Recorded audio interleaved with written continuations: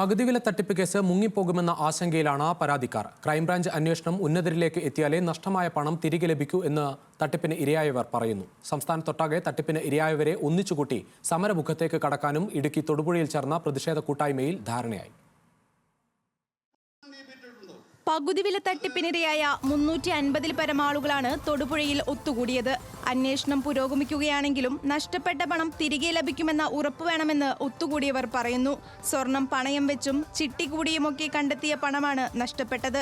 ഞാൻ ഒരു വണ്ടിക്ക് ബുക്ക് ചെയ്തു, പിന്നെ ഹോം അപ്ലയൻസിന് ബുക്ക് ചെയ്തു. 1,80,000 രൂപയുടെ അടുത്ത് വന്നു. ഞാൻ സ്വർണം പണയം വെച്ചും ഞങ്ങൾ ലുപ്തിച്ചുണ്ടാക്കിയ കാശാണ്. 60,000 രൂപ നഷ്ടപ്പെട്ടു. പിന്നെ 5,900 രൂപ നമ്മളവിടെ ഫെസിലിറ്റേഷൻ ചാർജ് ആയിട്ട് കൊടുത്തു.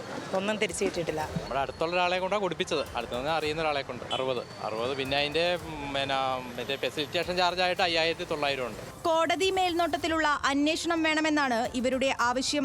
പുതിയ കേസുകൾ രജിസ്റ്റർ ചെയ്യാത്ത നടപടി ദുരൂഹമാണ്.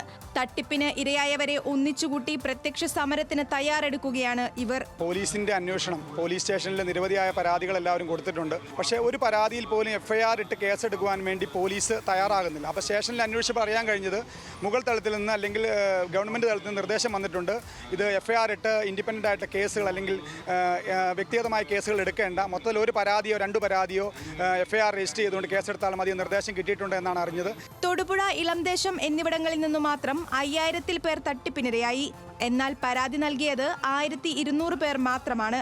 പല ജില്ലകളിലും ഇതാണ് സ്ഥിതിയെന്നാണ് അറിയാൻ കഴിഞ്ഞതെന്നും തട്ടിപ്പിന് ഇരയായവർ പറയുന്നു. ന്യൂസ് മലയാളം, ഇടുക്കി.